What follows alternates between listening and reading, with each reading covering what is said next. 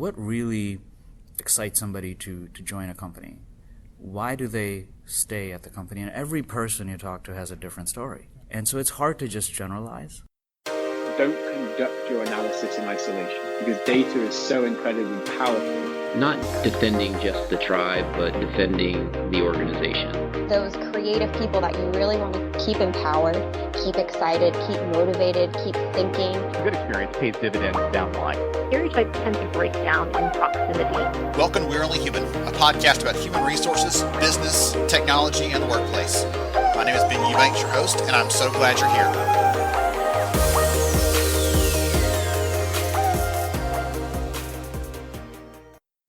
Hey everyone, it's Ben. I recorded this episode at the last live event, which seems like 1,000 years ago now, prior to travel shutting down due to COVID-19, with Amit Parmar, who's a talent and HR leader from Unisys. I had the honor of hosting a panel at the IAMPHENOM event with Amit and other executives from Merck, Hilton, and more. We looked at how AI is going to change the work we do and how it's not going to change a single thing. I touched on some of that conversation here with Amit. I hope you really enjoy it. Now, on with the show. Hey, this is Ben Eubanks, host of We're Only Human. Really glad to have you here today. We're going to have a fun conversation. I'm excited about it. My guest has already told me a few minutes ago he is passionate about the topic, and so you will pick that up very quickly. So we're actually here in Philadelphia this week at a conference and have been talking a lot about talent experience, what that looks like. And I had the chance yesterday to lead a panel with a handful of superstars on it. And one of those panelists is actually here today. His name is Amit Parmar. He's one of the talent leads over at Unisys. I'll let you give us the actual title, but Sure. Welcome, Amit. Sure. Thank you. Thank you so much, Ben, and just excited to be here with you. I'm Amit Parmar, as you said. I work for Unisys Corporation, about 20,000 associates, give or take, about $2 billion in revenue at the moment. We're based right here outside of Philadelphia, and it was an exciting conversation yesterday around how AI and automation is here, and it is certainly changing the way we work and how we think about work. Yeah, absolutely. So when you're not at work, when you're not thinking or writing or sitting on a panel talking about AI, what do you like to do? I'm a big sports fan, so Okay. Actually very big on NFL. All right. I love playing fantasy football. I do volunteer, so I actually coach flag football, U8, Awesome. with my son. And of course, just really, staying on top of what's going on around the world. That can be a full-time job in itself, much less being a dad and everything else. Goodness, there's plenty going on. So you mentioned a minute ago, right? One of the things we talked about yesterday was this conversation around AI and talent. So give us a little bit of insight there. What you're thinking about that? How is AI being used in that space? What does it look like today? Yeah, I would say it's fairly immature from my perspective at the moment. There's a lot that can be done with there's a lot of data that companies are gathering, right, about associates. You take a look at engagement surveys, and of course it's all anonymous data, GDPR compliant and all of that. But what I do believe with the advancements in technology and the need for more transparency from our associates and the workforce in general, what I really see happening is we are now able to really start to look at the overall experience, right, backed by data. And now where I do see, from a talent perspective, AI kind of helping talent as well as business leaders, is to start to look at and pinpoint those areas where we can, frankly, as we talked yesterday, we can be more human, where we start to really get at, okay, what really excites somebody to join a company? Why do they stay at the company? And every person you talk to has a different story. And so it's hard to just generalize that. It's okay to generalize that this is what the company's about, but when you get to the personalized level, everybody has a different story. So the challenge we have on our hand is how do we start to take a look at kind of signals that people, just like you and I, are constantly providing, right? Feedback loop, if you will. And how do you start to take a look at that? And that's where I think AI still needs to get a little more mature. Mm-hmm. And so that's kind of my view with AI and talent in general. It's funny because I think back to the time where I was at a much smaller company, but in the same seat, right, leading the function and dealing with the people. And the things that I thought were the most impactful, like we're really developing great leaders, and we're bringing on that talent that it wasn't a quick phone call and they quickly accept, right? We had to woo them and bring them in and get them introduced to our culture. Those kinds of things, very high touch, and you can't scale that up easily, right? I don't know about you, but I have yet to meet a company with unlimited budget to do that. But AI helps us to do those kinds of things because it can get rid of some of the minutia, the grunt work, I like to call it, those things that pull us away from those more strategic activities and allow us that free time to do those things. Absolutely. I totally agree with you, Ben. And I think what's happening is when you look at personas, you have the HR leaders, you have the business leaders, you have line managers, and then you have customers, external customers. So when you start to kind of look at those personas, I would actually argue that all of those personas are being impacted by AI, right? And how do you really start to map, if you will, how those jobs or the work or the expectations are evolving, right? And I have yet to see, and I'm not saying we have all the answers, but I have yet to see kind of the evolution of mapping out those personas in depth, where we can say, okay, if I'm a recruiter, this is really how my job is going to change. If I'm a sourcer, speaking the HR language now, right? Mm-hmm. This is how AI is going to help me to be kind of superhuman, if you will, right? And we could get to kind of in-depth discussions about each of those personas. I do see even the manager, or we call it the leader within the Unisys construct. I do see the leader's role evolving as well with help from AI. Mm-hmm. So, imagine predictive analytics where you have a team, you look at your team skill set, performance feedback loops that the leader doesn't even have to provide one-to-one on a regular basis. Kind of AI is doing that for the leader. Because there's so much data, like I said before, is generated by people and knowledge workers, as well as just the workforce in general. And so the way I see, and again, this is my opinion only, not Unisys, but my opinion is that the leader's role will kind of more evolve into, frankly, being kind of the people champion, where they're really understanding what really drives that individual and helping them through the career journey it may be, or really being passionate about their careers, helping them out through the process, right? Versus spending time on, hey, I've got to approve expenses, I got to look at time and attendance sheets, all of those kind of mundane tasks, which to be honest, in my view, are check in the box, which we believe AI can easily kind of take over, to really allow the leader to be a leader. And again, to allow HR professionals to also really connect the dots with the people. What about the change management aspect of that? Are the leaders going to be worried about, again, I'm not speaking about your company, but more generally, right. A lot of leaders are not great people managers. Right? They're not good at focusing on the talent. They're great at whatever job they're doing technically, but they don't always focus on how to develop and grow their people.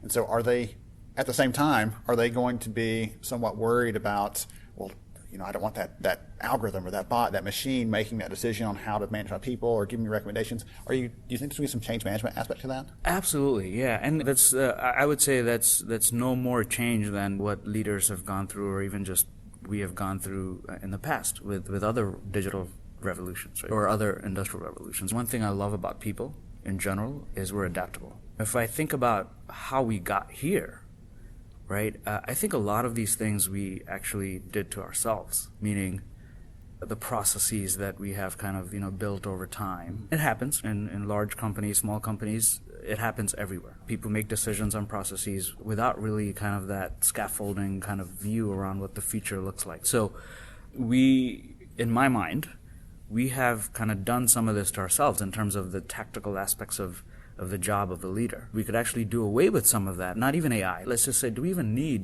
why do you need to approve, why do you need 3 management changes to approve a $500 spend, right? So there is that bit of it, and it is a cultural kind of shift at the company level as well as just frankly at the global level, right? How do you really start to, number one, do away with things that you don't need, so what I call kind of asset light kind of a model. And number two, what we do need, really question why we need it. Is it a legal requirement, or is this something that we've imposed on ourselves and frankly taken away the true meaning of people leadership. Yes. Right? I do think it's not late. I do think we can go back to kind of basics of connecting with the people.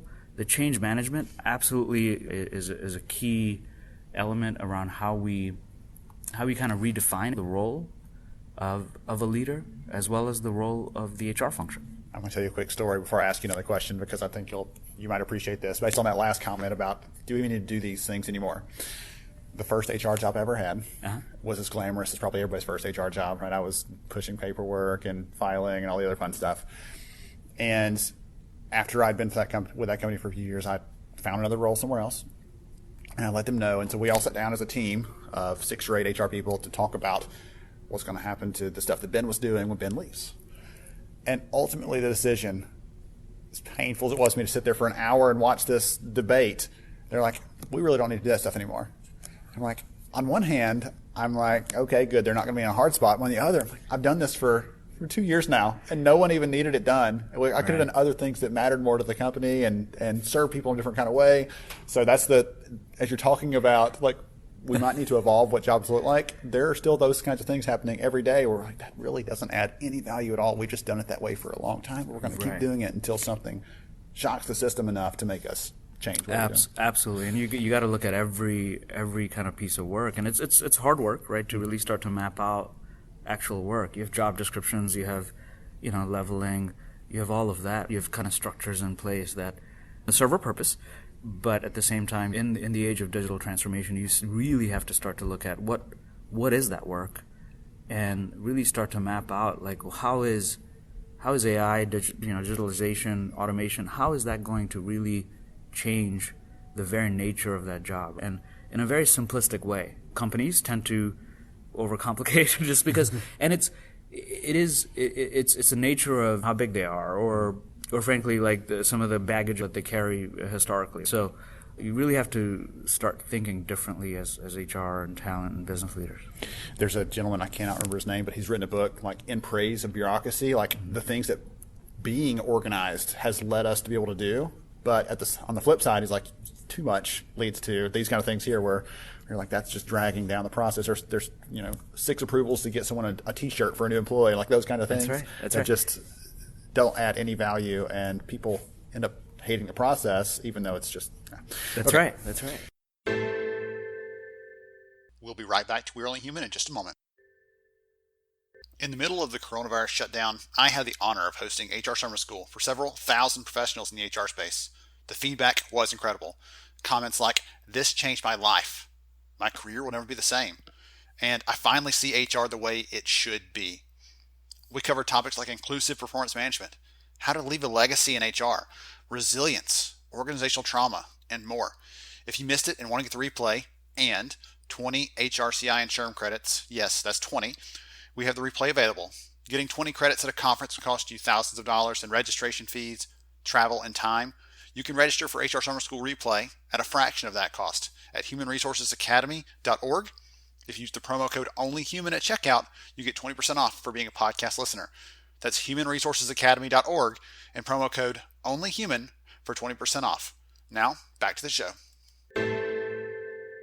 So I want to tee this up because I've heard from 2 people in the last day since the panel yesterday that commented on the comment you made, and so they appreciated that. You said yesterday on the panel, asked the question, are chatbots AI and should it matter? And your response was, I don't care. And I think that was phenomenal, but I'd love for you to explain why, because we didn't have a chance yesterday to talk through the why behind that, but I'd love for you to talk about why that is and what you're thinking. Absolutely, yeah. And thank you for asking that question, because it did make me think quite a bit as well. And, on one hand, I do care technically. Yes. But at a broader sense, I don't really care in the sense that this is technology that is here, and for me, it doesn't matter, what we call it or how we define it. But what we do know is it is evolving how we do our jobs. And like the meta conversation, that doesn't matter. Like we can debate that all day long behind closed doors or over a drink. Right. But at the end of the day, it's about solving a real problem. And ultimately, what do people care about, right? This is what I mean about human connection and bringing making world more human with help from automation. And ultimately, what do people care about? What people care about is, hey, I've got this chatbot that my leader just implemented. Well, how is my job going to change? And that's a conversation I think we need to be having, and really starting to, as I said earlier, really starting to map out where do you have critical competencies in the company that are going to be the drivers of that organization, or the world for that matter. If you're a government, where do you have your critical infrastructure and your competencies? And then really start to map out, okay, what does this really mean if we were to either automate, or you call it, right? But ultimately, the way I view AI is really, I view it automate. I call it automation. I call it analytics, deep insights, ability to make decisions. Ultimately, you can combine all of that and just basically, in very simplistic terms, essentially say we're going to use technology to make our society and people better. Love that. I love it. That's a great way to wrap it up today. So if someone wants to learn more, wants to follow you, wants to connect with you, see the kind of things that you're writing, because you write for Forbes sometimes, yes. Right? I know you got a piece coming out pretty soon. How can someone follow you? What's the best way to do that? Yeah, and thank you. Yes, I've got a Forbes article coming up. It's actually titled "Human Connection in the Age of AI and Automation." Sounds familiar. Absolutely, and it's very much related to your book as well, Ben. And if folks want to follow me, I'd love even just to connect with people who are struggling or challenged with the same challenges that I have as a leader. Please do reach out on LinkedIn. You can find me at Parmar, Unisys. And at some point, hopefully, I'll start to kind of really, get a chat going on there. Awesome. I'll make sure and get the link to your profile in the show notes. So expect kind of the flurry of invites in the coming weeks. Absolutely, Ben. Y'all Thank let him you. know if you're reaching out because you heard him on the podcast, so he doesn't get freaked out by the sudden influx. He works for a company that does cybersecurity and technology, right? So he's on the lookout for those things. All right. Thank you so much for the conversation. Thank you. This Thank has been you, a lot Ben. of fun. This has been a lot of fun. I really appreciate it. To everybody else, thank you for joining us on We're Only Human. This has been Eubanks, and I'll catch you next time. Thank you so much for joining me on the show today. I'm honored to have you as a listener. If you enjoyed this episode, please take 10 seconds to rate it at iTunes, Stitcher, or wherever you listen to your podcast. Also, if you know a friend that could benefit from today's conversation, please pass it their way. After all, a rising tide lifts all ships. To see show notes, sponsor information, and our full show archives, visit onlyhumanshow.com.